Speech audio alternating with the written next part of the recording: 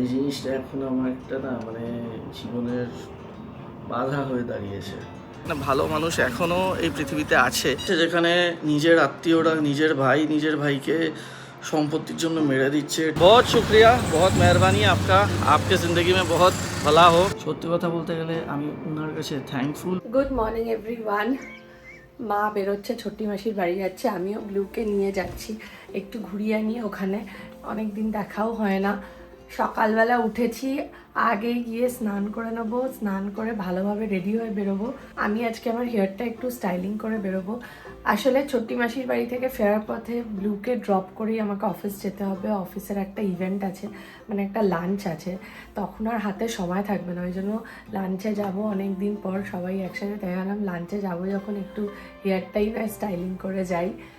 ব্লুয়ের এই 3 বছর হবে আর কিছুদিনের মধ্যেই।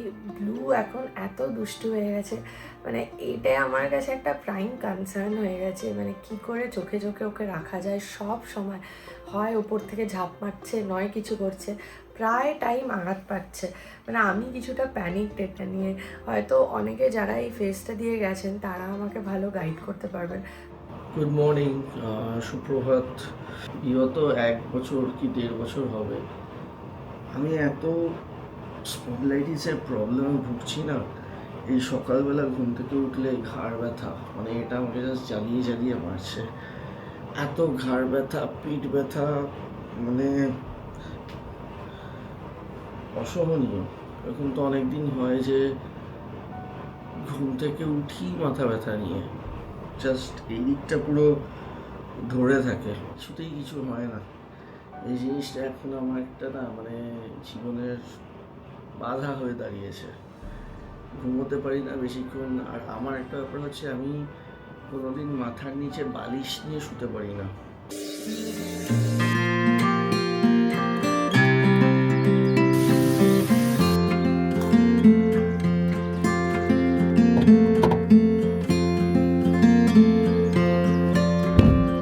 Blue, good morning.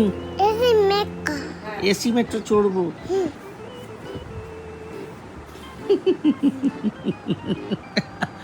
Blue, bag গোছাতে হবে না, তুমি গিয়ে ব্রাশ করো আগে। ব্যাগ গোছানো হয়ে গেছে, তুমি যাবে আর আসবে। যাও ব্রাশ করো, ব্রাশ করো। Go and brush your teeth. Blue, তাড়াতাড়ি ব্রাশ করো, যাও। আমি স্নান করে আমার হেয়ারটা 75% মতো ড্রাই করে এনেছি। তারপর আমি এটাকে স্টাইলিং করব।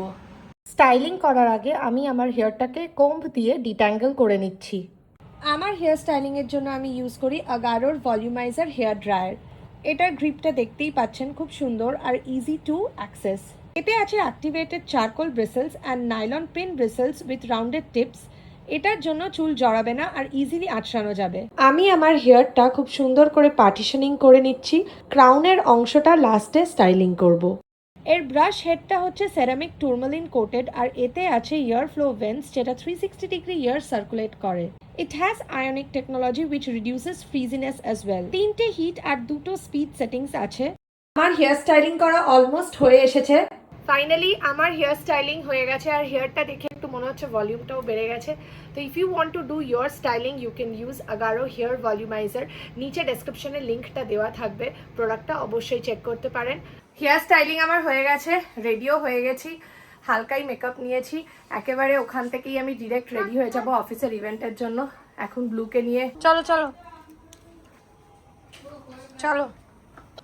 প্যান্ট ঠিক আছে, চলো তুমি। এখন হেয়ারের স্টাইলিংটা মোটামুটি থাকবে, সারাদিনের মতো থাকে।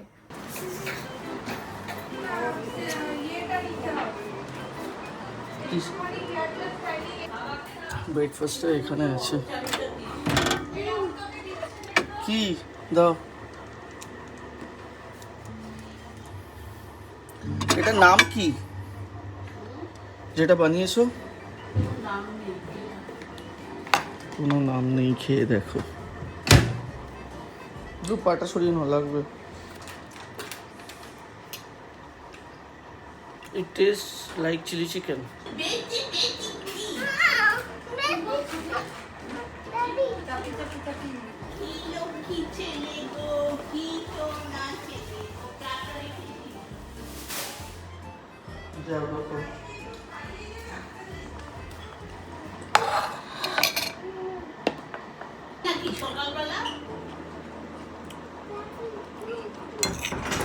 এটা মাশরুম আছে, ওখানে আমি ব্রেকফাস্টেই খাই, মা মাঝে মাঝে বানিয়ে দেয়। চাপি না, চলে আসো। ড্রাইভার এসে গেছে, আমি নামলাম। হ্যাঁ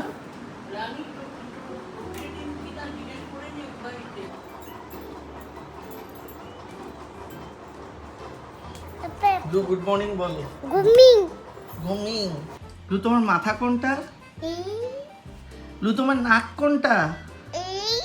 নাক নাক নাক, ওটা তো চোখ। লু দেখি দেখি দেখি, লু তোমার চোখ কোনটা? আরে বাবার কোলে যাও। এই কি কথা? আমি ফেরার সময় ব্যাগনারটাই নিয়ে নেবো, আজকে জিম যাবো হয়তো। জিম যাবি না? যাবো হয়তো, রেখে দাও তো একটু গাড়িতে, একটু দিচ্ছি দিচ্ছি, ধরো এক সেকেন্ড। যাও উঠে পড়ো হয়তো। আমার কিন্তু টালিগঞ্জ হয়ে যেতে হবে। ঠিক আছে। টালিগঞ্জে তোমার চাবিটা রয়েছে, হ্যাঁ, টালিগঞ্জের হ্যাঁ, চাবিটা, ওটা দিয়ে ওটা ডুপ্লিকেট চাবি করাতে হবে। তো বুঝবে না। আমি নেক্সট সেন্টার নিয়ে নেবো। Blue tata. বিকেলে জিম আছে। মেন যে সমস্যাটা হয়, গাড়িতে উঠতেই মনে হয় যে ও বাবা আবার তেল ভরতে হবে। আমাদের বাড়িতে সবাই তেল ভরায় গাড়িতে, সব থেকে কম ভরা হচ্ছে আমি। নেট সেন্টার নিয়ে বেরিয়েছি কারণ গাড়ির আগের দিন সার্ভিসিং হয়েছিল, সামনের যে জায়গাটা আপনাদেরকে ড্যামেজ দেখালাম সেই জায়গাটা আমি বলেছিলাম যে আমাদের তো ইন্স্যুরেন্স আছে, ইন্স্যুরেন্স ক্লেম করে ওই জায়গাটাকে ঠিক করতে, কিন্তু সেই ওদের মেকানিকের চরম লোডেড ছিল সেদিনকে হতো না, সেই জন্য আবার আজকে নিয়ে যেতে হচ্ছে। কারণ সেদিন হয়ে যেত কিন্তু অনেকটা সময় ওয়েট করতে হতো, সেদিন তো আমার একটা জায়গায় যাওয়ার ছিল। তো আজকে গাড়িটা আমি একটু ওয়ার্কশপে দিয়ে যাব, দিয়ে ওরা যখন ওই ওয়াগনারটা নিয়ে ফিরবে ওদের সঙ্গে ফিরে যাবো। শোনো, বাবা গেছে বাবার কাজে, আমরা যাচ্ছি ছোটি ঠাম্মির বাড়িতে। ওখানে এসি মেট্রো রাস্তা দিয়ে যেতে যেতে দেখতে পাবে, ঠিক আছে? তুমি তোমার ব্যাগে কি এনেছো? ব্যাগটা যে ঢং করে নিয়ে এলে।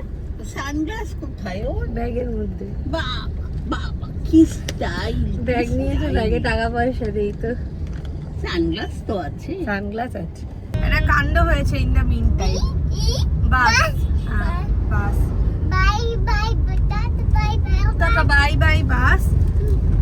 এই যে যাতায়াতের মধ্যেই মা ফোন ভুলে এসেছিল, আবার আমরা ফিরে গিয়ে ফোন নিয়ে এলাম। এখন এই সকাল, এখন তাও স্কুল ছুটি বলে সকালের রাস্তাটা একটু ফাঁকা, না তো এই রাস্তাটায় সকালবেলা প্রচুর জ্যাম হয়। আজকে মোটামুটি ক্যালকুলেট করে দেখলাম আমরা 8:45 বেরোলে 8:20 মধ্যে অরুণ নার্সারি পৌঁছে যাব। আধা ঘন্টা থেকে সকালবেলা 30 to 35 minutes is enough Arun nursery পৌঁছানোর জন্য। মানে আমাকে ক্যালকুলেট করে নিতে হবে পরের বছর থেকে ব্লু স্কুলের জন্য। কি ব্লু, তুমি যাবে অরুণ নার্সারি? এখন তো স্কুলে গেলে কাঁদো না, আবার স্কুল সামনের সপ্তাহে খুলবে, আবার কদিন কান্না চলবে। এই সামার ভ্যাকেশনটা গেল মানেই সামনের সপ্তাহে স্কুলে ঢোকার সময় আবার কান্না শুরু হয়ে যাবে। ডান দিক দিয়ে পর্ণশ্রী যাও, চলো।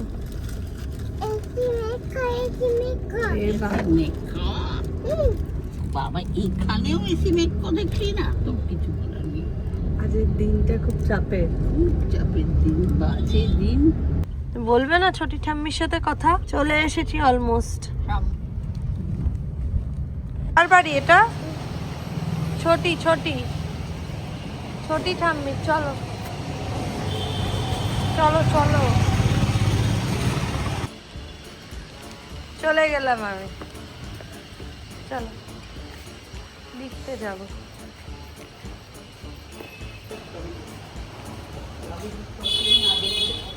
ধরে দাঁড়াও, আমাকে ওগুলো নামাতে হবে।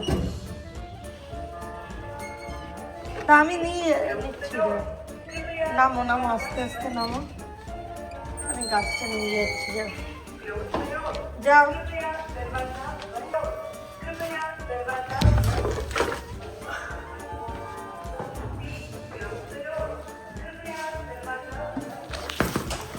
এটা থাক,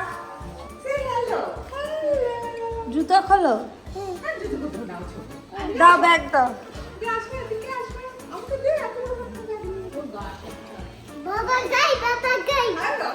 পাপার গাড়ি নেই এখানে।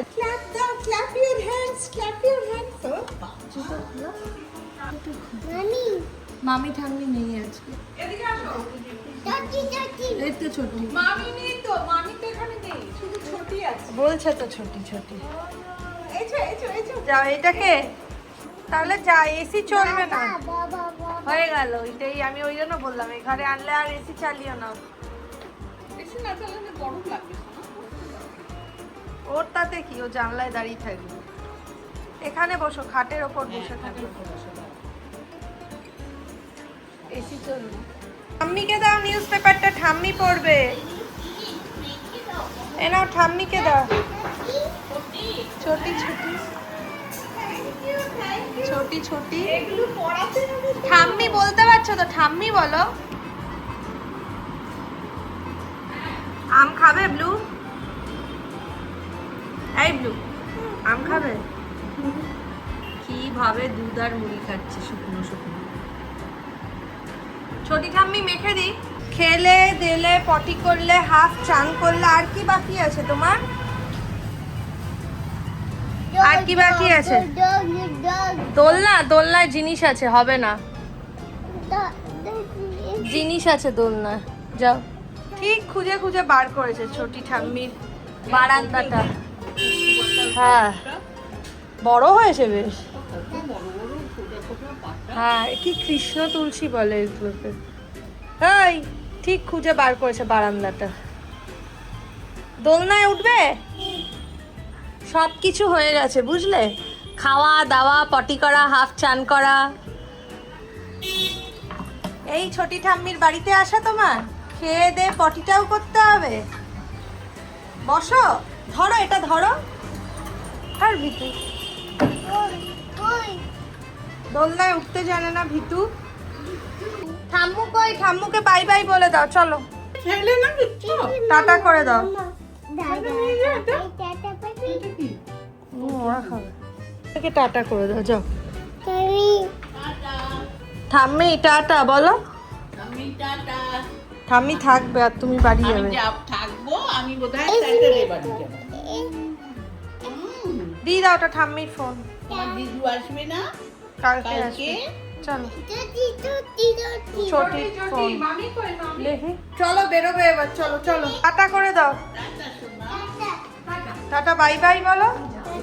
Bye bye bye bye bye bye সোনা।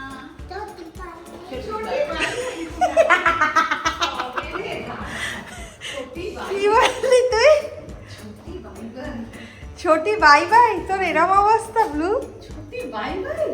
ছোটি ঠাম্মি বলবে তো। এবার বাড়িতে ব্লুকে ড্রপ করব, ব্লুকে ড্রপ করে আমি বেরিয়ে যাব। দেখ মিয়াও। আচ্ছা, ফার্স্টে থেকে পড়ো তো। অ, আ, রস্যি, দীর্ঘই, হ্রস্ব, দীর্ঘ, রি। আরে পড়াশোনা করো, ওদিকে কোথায় দেখাচ্ছ? রি, লি, এ, ওই, ও, ও। ফার্স্টে বলো অ, আ, হ্রস্বই, দীর্ঘই, হ্রস্ব, হ্রস্ব, দীর্ঘ। কি করছো? পড়াশোনাটা করো না, দীর্ঘ বলো, দীর্ঘ। তারপর বলো রি, লি, এ, ওই, ও, ও। হ্রস্ব, দীর্ঘ। উঠে বসো না, বারবার বলছি উঠে বসো। ব্লু, শুয়ে শুয়ে কেউ পড়ে? আবার শুয়ে পড়লে? ব্লু উঠে বসো, উঠে বসো। অ বলো, অ, আ, হ্রস্বই, দীর্ঘি, হ্রস্ব, দীর্ঘ। অফিসের লাঞ্চ করে তারপর কিছু কাজ ছিল, সেগুলো সেরে তাড়াতাড়ি অফিস থেকে ফিরলাম। তাড়াতাড়ি বলতে এই সন্ধে হয়েই গেছে। আজকে যা গরম লেগেছে, আমি বাধ্য হয়ে এখন আবার স্নান করলাম। এখন একটু ব্লুকে নিয়ে বেরোবো। আসলে সন্ধেবেলাটা কিছু করার থাকে না, ওকে বসালাম পড়াতে, একটু পড়লো, তারপর উঠে গেল। তারপর এখন একটু বেরোবো, ওকে নিয়ে নিচে গিয়ে কিছু জিনিস কেনার আছে, ওগুলো নিয়ে আসি। দাদাকে নিতে হবে না, ভাইকে নিতে হবে না, ভাইয়ের সাথে এসে খেলবে। তুমি কি ভাবছো তুমি এসি মেট্রোতে যাচ্ছ? না, চাল ডাল কিনতে যাচ্ছ, বুঝেছো? তাকাও আমার দিকে। হ্যাপিও কিন্তু খেতে হবে না, এত হ্যাপি খেলে পেট খারাপ হবে। মিত দাদাকে তো বলা হলো না সেদিন। বুকে নিয়ে যাচ্ছি চাল ডালের ব্যবস্থা করতে, মানে মাসের বাজার তো করা হয়ে গেছে, জুনের শুরুতেই আজকে করে নিয়েছি এবার, কিন্তু আমাদের চাল ডালগুলো কেনা বাকি। বাবা ওটা ফেলে দিয়েছিলে? কখন ফেলেছো ওটা? আর ব্যাগ নিয়েছে, নতুন হয়েছে। ব্লু এর এখন প্রচুর ওপিনিয়ন হয়েছে, আমাকে রেডি হতে দেখেছে, আমায় রেডি হয়ে দেখে ব্যাগ নিয়ে বেরোতে হয়, তাই ও এখন ব্যাগ নিয়ে বেরোবে। এটা হচ্ছে লেটেস্ট ওর মতামত প্রকাশের জায়গা, ব্যাগ নিয়ে বেরোতে হবে। তোমার ব্যাগে তো টাকা পয়সা নেই, আমার ব্যাগে তো টাকা পয়সা আছে। এটা বুঝি না এখন কি গিফট।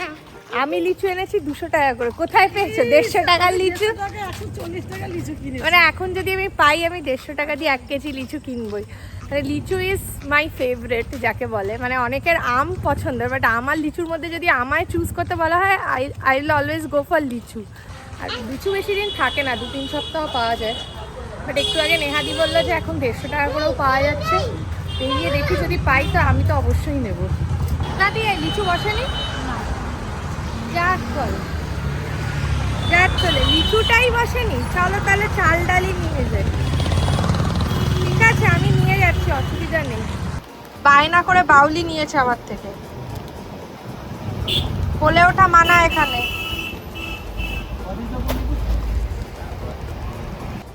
ওই দিকে নিচে আছে, চলো নিয়ে আয়, নিয়ে আয় ওগুলো নিয়ে আয়। খুব দুষ্ট হয়ে গেছে, এতক্ষণ তোমাকে বয়ে আসলো যে। ভেতরে ঢোকো, এইটুকু হেঁটে এসেই ক্লান্ত একেবারে। বেসিক্যালি গতকাল রাতে আমি একটা জায়গা থেকে ফিরছিলাম ইনড্রাইভে।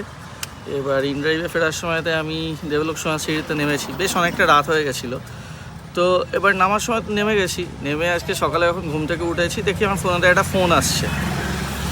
তো বিহারি একজন লোক, আমি ঠিক বুঝতে পারছি না, আমি রাতে বুঝতেও পারিনি। তারপর দেখছি উনি গতকাল যিনি আমাকে ইনড্রাইভ চালিয়ে নামিয়ে গেছিলেন উনিও ইনড্রাইভের ড্রাইভার। আমি আমার একটা আইফোন গাড়িতে ফেলে এসেছিলাম, উনি আমাকে ফোন করেছেন। তো এখানে সবথেকে বড় ব্যাপার এটা যে আমি ফোনটা ফেলে এসে সারা রাত, কারণ সেই ফোনটা হচ্ছে ব্যবসার এতে লাগে, আমার রোজকার ফোন না, তো আমি জানিও না যে এই ফোনটা ফেলে এসেছি। উনি যদি আমাকে ফোন না করতেন আমি কিন্তু বুঝতেও পারতাম না যে ফোনটা আমি ফেলে এসেছি। যে যখন ব্যবসার দরকারে লাগতো তখন খুঁজতাম ফোনটা, এবং দূর দূর অবধি আমার এটা মাথায় থাকতো না যে আমি এটা ইনড্রাইভে ফেলে এসেছিলাম। এবার উনি আমাকে সকালে ফোন করে বলছেন করুণাময়ীর ওখানে যে মার্লিন 1 আছে মুচিপাড়ার সামনে, তো আমরা মুরাবিনিয়ার ফ্ল্যাটেতে খুব বেশি দূর না, বললো যে দাদা আপনি ওখানে আসলে আমি আপনাকে ফোনটা দিয়ে দেবো, আমাকে একটু বেরোতে হবে। আমি ওনার সততা দেখে অবাক হয়ে গেছি, মানে ভালো মানুষ এখনও এই পৃথিবীতে আছে।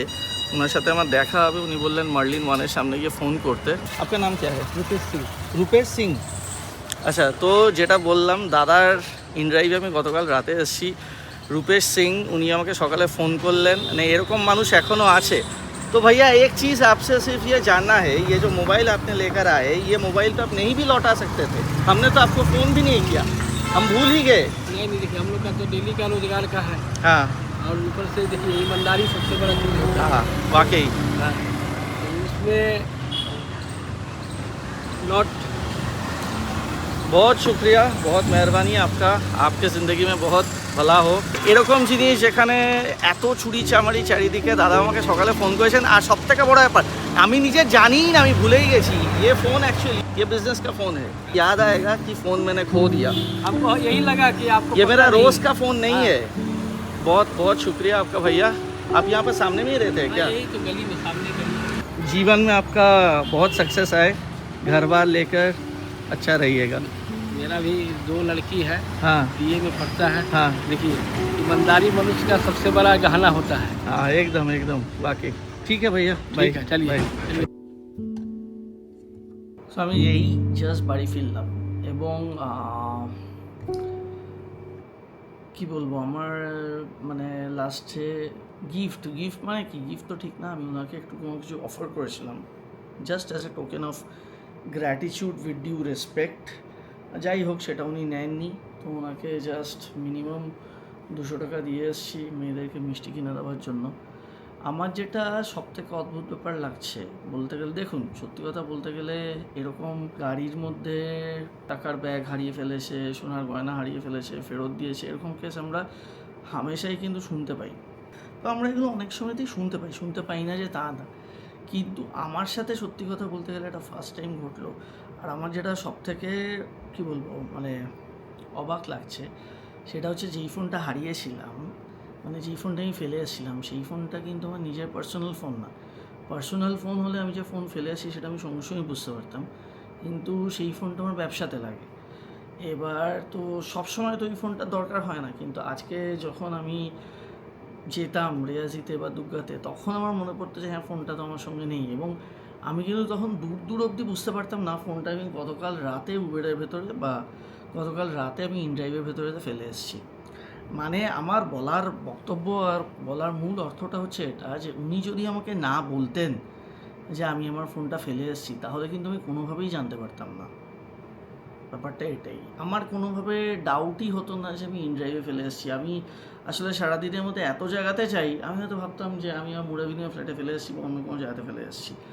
উনি সত্যিই একজন সৎ মানুষ, এবং উনি আমাকে বললেন এটা তো শুধু একটা ফোন, গাড়িতে এরকম হয়েছে, 2 লাখ টাকাও উনি পেয়েছিলেন, ল্যাপটপ পেয়েছিলেন, সব কিছু উনি ফেরত দিয়ে দিয়েছেন। এবং সত্যি কথা বলতে গেলে আমি ওনার কাছে থ্যাঙ্কফুল। উনি এরকমই ভালোভাবে মানুষের পাশে থাকুন এবং ওনার ফ্যামিলি যেন খুব ভালো থাকে, আমি এটাই বলবো। এবং একটা জিনিস আজকে এটাই বুঝতে পারলাম যে সব মানুষ কিন্তু খারাপ না, এখনও প্রচুর ভালো মানুষ আছে। যা যুগ পড়ে গেছে, যেখানে নিজের আত্মীয়রা নিজের ভাইকে সম্পত্তির জন্য মেরে দিচ্ছে, টাকা পয়সা দেখলে মানুষ লোভ সামলাতে পারে না, সেখানে খেটে খাওয়া মানুষদের মধ্যে এখনও এই মানুষগুলো বেঁচে আছে, দেখে এত ভালো লেগেছে। এটা আমার মধ্যে একটা ডিপ ইম্প্যাক্ট ফেলেছে। মানে আমি জাস্ট একটা জিনিসই ভাবছি যে যেখানে মানুষ, মানে আমি এমন অনেক লোকজনদেরকে চিনি, তারা ওয়েল অফ ব্যাকগ্রাউন্ড, তারা ভালো ব্যাকগ্রাউন্ডের, তাদের টাকা পয়সার কোনো অভাব নেই, কিন্তু সুযোগ পেলে তারা নিজেদের আখেরটাকে গোছাতে অন্যের ক্ষতি করে দুবারও ভাববে।